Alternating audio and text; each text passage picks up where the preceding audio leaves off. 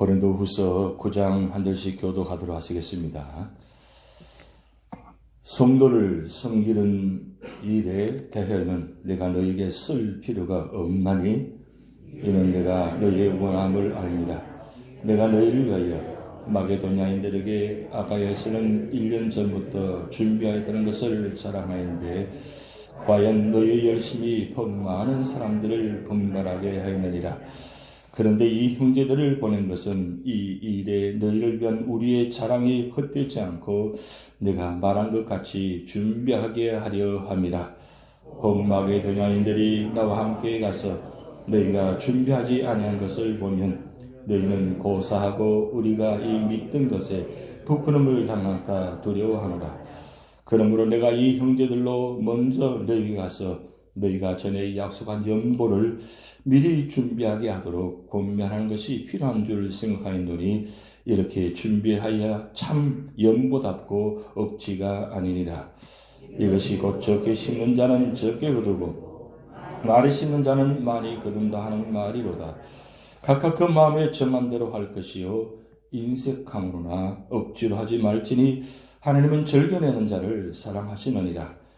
하나님이 능히 모든 은혜를 너희에게 넘치게 하시나니 이는 너희의 모든 일에 항상 모든 것이 넉넉하여 모든 착한 일을 넘치게 하려 하심이라. 기록된 바 그가 흩어 가난한 자들에게 주었으니 그의 의가 영원토록 있느니라 함과 같으니라. 심는 자에게 씨와 먹을 양식을 주시는 이가 너희 심을 것을 주사 풍성하게 하시고 너희 의의 열매를 더하게 하시니 너희가 모든 일에 넉넉하여 너희롭게 영보를 하면 그들이 우리로 말미암아 하나님께 감사하게 하는 것이라. 이 봉사의 직무가 성도들의 부족한 것을 보충할 뿐 아니라 사람들이 하나님께 드리는 많은 감사로 말미암아 넘쳐느니라. 이 직무로 증거를 삼아 너희가 그리스도의 복음을 진실히 믿고 복종하는 것과 그들과 모든 사람을 섬기는 너희의 후한 영보로 말미암아 하나님께 영광을 돌리고 또 그들이 너희를 위하여 간구하며 하나님이 너희에게 주신 지극한 은혜로 말미암아 너희를 사모하니라. 합독하시겠습니다. 말할 수 없는 그의 은사로 말미암아 하나님께 감사하노라. 아멘. 토요일은 다른 날보다도 중요한 날입니다.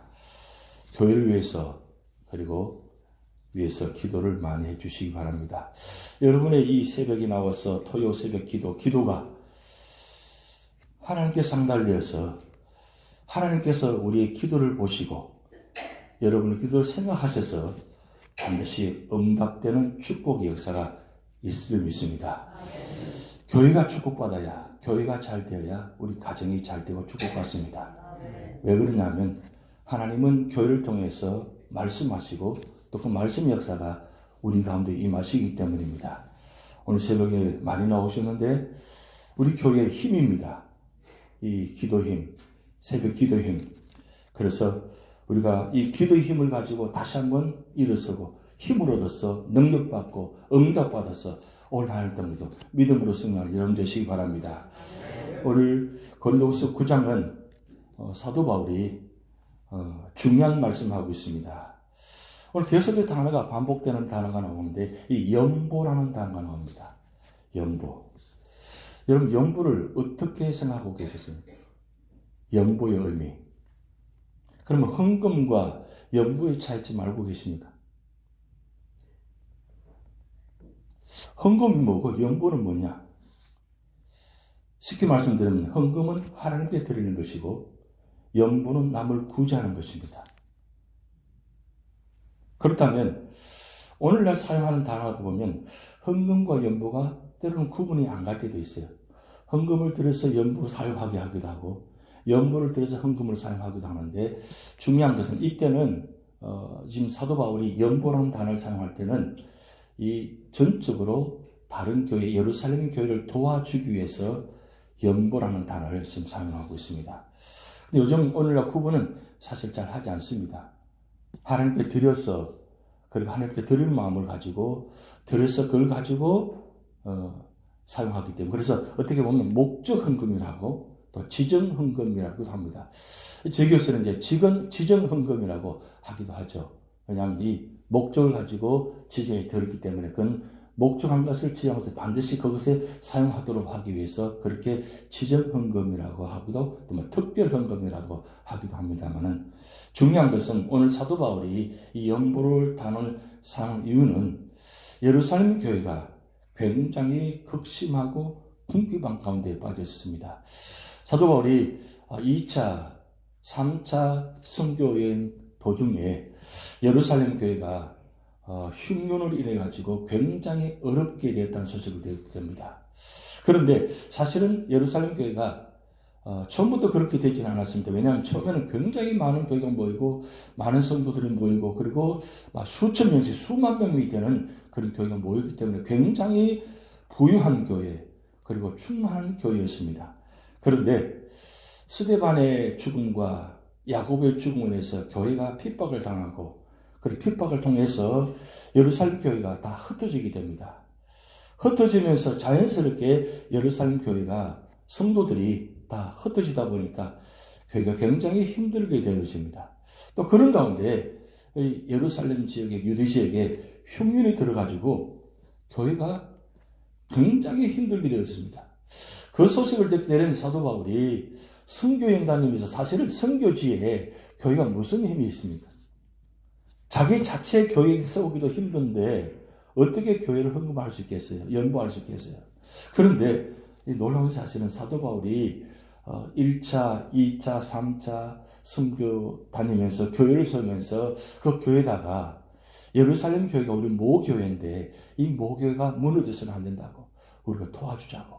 그래서 어제도 말씀드렸지만 고린도후서 8장에 그 마게도냐 지역 아가야 지역, 마게도냐 지역이라면 빌립보 교회, 데살로니가 교회, 베레아 교회를 일반적으로 이야기합니다. 그리고 아가야 지방의 교회는 아덴 교회, 갱그리아 교회, 그리고 고린도 교회 이렇게 구분이 되어지는데 이 마게도냐 지역, 그 다음에 아가야 지역에 가서 복음을 전하면서 제일 먼저 고린도 교회를 이제 2차 선교회 때 세우게 되는데 1년 6개월 동안 그 교회를 세워서 목회하면서 사도 바울이 어떤 이야기를 하면 그때 당시에 2차 때 예루살렘 교회가 굉장히 힘들어서 그래서 사도 바울이 목회하면서 우리 예루살렘 교회를 좀 도와줍시다. 그래서 작정합시다 해가지고 그렇게 했습니다.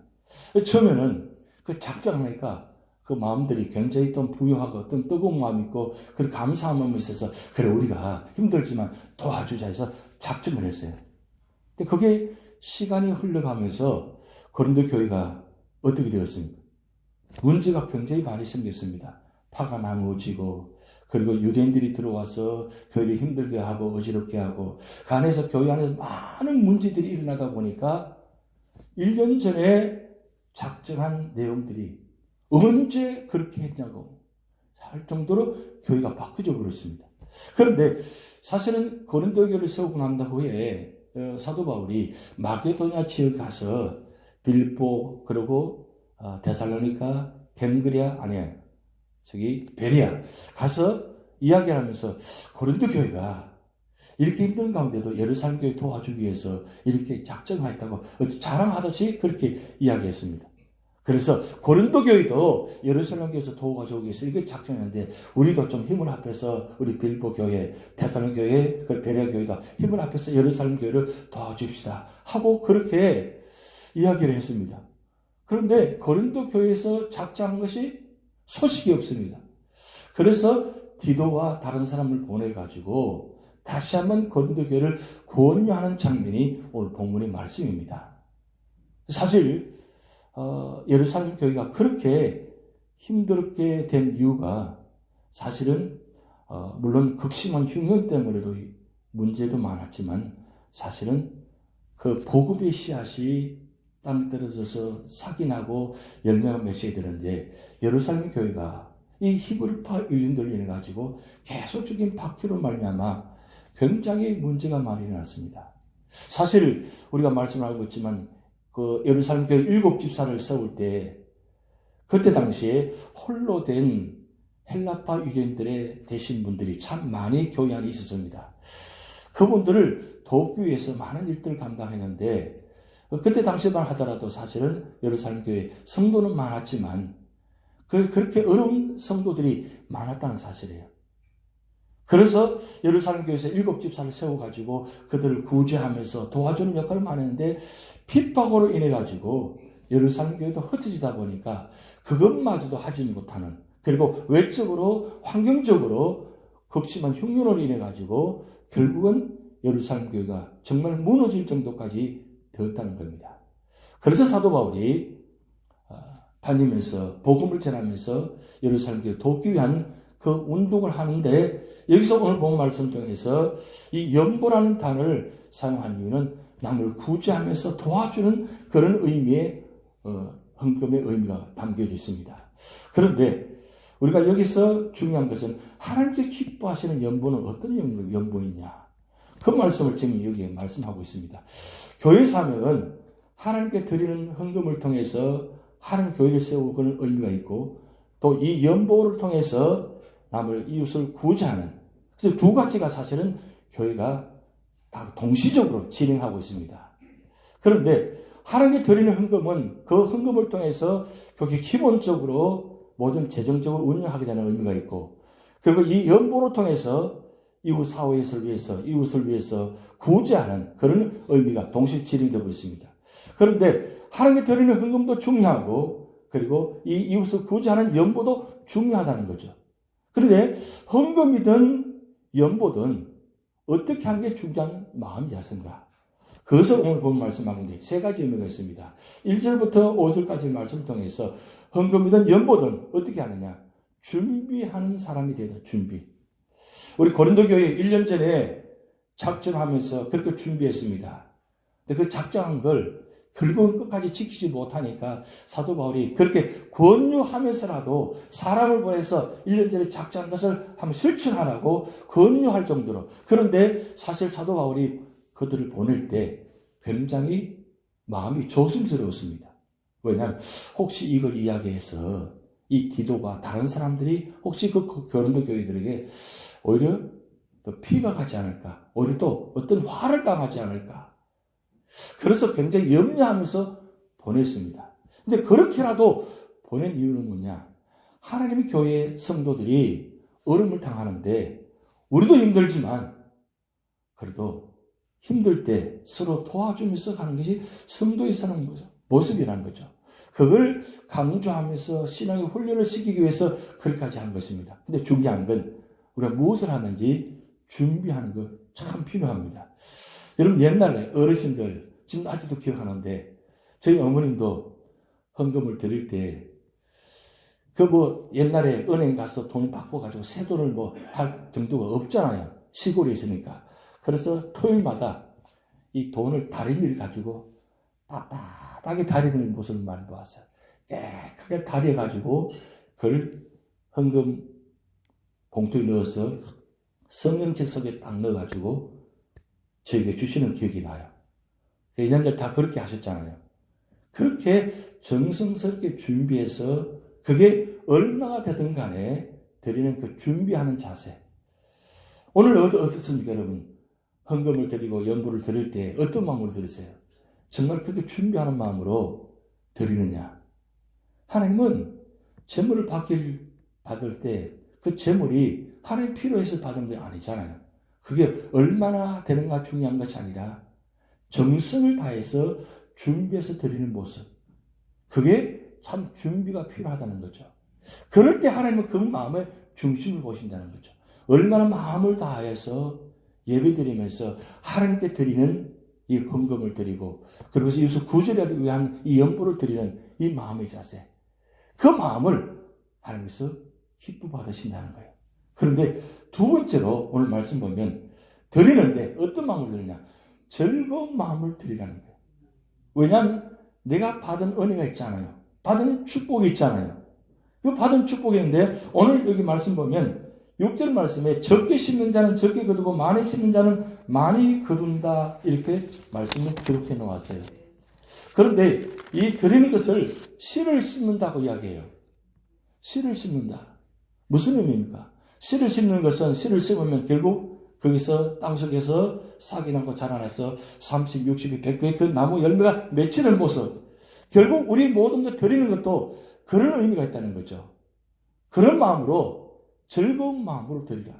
내가 드리는 만큼 이상으로 주시는 축복이 있다 그랬죠. 그래서 우리가 누가복음 6장 38절 우리가 늘 외우는 말씀이고 늘 알고 있는 말씀이잖아요. 주는 자가 복이 있다고. 주는 자가 복이 있다고 하는데 그 하나님의 법칙 주는 자에게 어떻게 주라 그러면 내게 줄 것이요. 그 다음 어떻게 말씀합니까? 후히 되어 누르고 흔들어 넘치도록 하여 너에게 안겨주리라. 그러면서 그 후반절 말씀에 우리 드리는 그 헤아림으로 말미암아 도로 헤아림을 받을 것이라 그랬어요. 우리가 얼마나 마음을 드리면서 정성을 준비해서 즐거운 마음을 드리느냐. 하나님은 그걸 다 기억하시고 헤아리고 계신다는 거예요. 계산하는 것이 아니고 헤아리신다는 거예요. 이거 중요합니다. 우리는 계산적이잖아요. 근데 하나님은 계산하지 않고 헤아리신다. 기억하신다. 그 뜻이에요. 그래서 우리가 기왕에 드리는 이 모든 것, 하나님께 드리는 헌금과 연보를 정말 즐거운 마음으로 기쁜 마음으로 드리라는 거예요. 그래서 많고 적음이 중요한 것이 아니라 내가 얼마나 기쁜 마음으로 정성을 다해서 드리는 것이 얼마나 중요한가를 지금 말씀하고 있습니다. 그러면서 세 번째 말씀은 주는 것이 받는 것보다 더 복이 있다 그래요.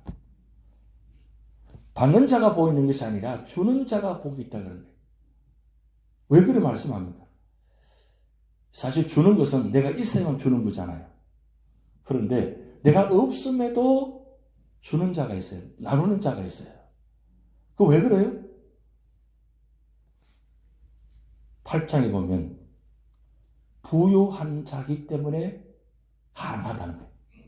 우리는 예수 그리스도 안에서 예수님을 우리는 소유하고 예수님이 내 안에 계시기 때문에 그 예수님이 어떤 분입니까? 전능하신 하나님이시잖아요. 그 하나님이 내 안에 계시고 나와 함께 계시니까 나는 이미 뭐요? 세상에서 부요한 자라는 거예요. 우리는 가난한 자가 아니고 부유한 자입니다. 여러분 제가 이렇게 봐도 여러분 부유한 자예요. 우리는 물질적인 개념을 가지고 세상을 판단하고 계산하잖아요. 근데 우리 하나님 앞에서는 판단하지 않고 계산하시면 안 된다는 사실이죠. 왜? 우리는 이미 전능하신 하나님은 우리의 아버지시고 우리를 책임지신 분이고 우리와 함께 하시는 분이잖아요. 우리는 부유한 자예요. 부유한 자이기 때문에 우리가 부유한 자로서 관점을 가지고 바라보면 거기에 하나님의 은혜가 있고 축복이 있다는 거죠. 그래서 받은 은혜를 기억하면 나눌 수 있다는 거죠. 그게 비록 적음이나 할지라도 그 나누는 순간에 하나님은 주는 것이 복되다는 것을 기억하고 있다는 거죠. 결국 우리 삶의 자리에 가만히 들여다보면 아무것도 없는 것이 아니라 부족한 것이 아니라 있음에도 불구하고 우리가 없다고 생각하고 판단하니까 우리는 부족하고 없다고 생각하는 거예요. 근데 한번 생각해 보십시오. 우리가 과연 없어요? 아무것도 없어요? 들여다보면 다 갖고 있는 거예요. 그런데 우리는 세상의 기준을 바라보니까 자꾸 부족하다는 생각 없다고 생각하는 거예요. 비교하니까. 여러분 비교하지 마시기 바랍니다. 하나님은 각자에게 맞는 은혜와 축복이 있다는 사실입니다. 그 받은 은혜를 기억하면서 나눌 때에 그 축복이 하나님은 공식은 곱셈의 공식이에요. 가면 갈수록 계산하면 계산할수록 더 많아지는 그 축복의 은혜. 그래서 오늘 고린도후서 9장을 통해서 고린도 교회에서 말씀합니다. 주는 자가 복이 있다고. 갖고 있는 자가 복이 아니라 내 속에 은행 속에 들어가 있는 게 복이 있는 것이 아니라 나눌 때에 섬길 때에 그리고 어려운 자들을 도와줄 때 그런 사람이 진짜 복 있는 사람이라는 거예요. 오늘 우리 교회가 올 한 해 동안 많은 일들을 하게 될 것입니다. 그런데 우리가 받은 은혜 생각하면서 그래도 우리 그 교회가 이만큼 세워지고 우리 가정이 이만큼 이렇게 존재하고 이렇게 살아갈 수 있다는 자체 한 가지만 하더라도 감사하잖아요. 감사가 있는 곳에 바로 나눔이 있고 축복이 있습니다. 그런 올 한 해 역사가 여러분 통해서 나타날 줄 믿습니다. 다같이 기도를 하시겠습니다. 하늘에 계신 우리 아버지여 이름이 거룩히 여김을 받으시오며 나라의 마옵시며 뜻이 하늘에서 이룬 것 같이 땅에서도 이루어지이다. 오늘날 우리에게 이러한 양식을 주옵시고 우리가 우리에게 죄진 자를 사하여 준 것 같이 우리 죄를 사하여 주옵시고 우리를 시험에 들게 하지 마옵시고 다만 악에서 구하옵소서. 대개 나라와 권세와 영광이 아버지께 영원히 있사옵나이다. 아멘.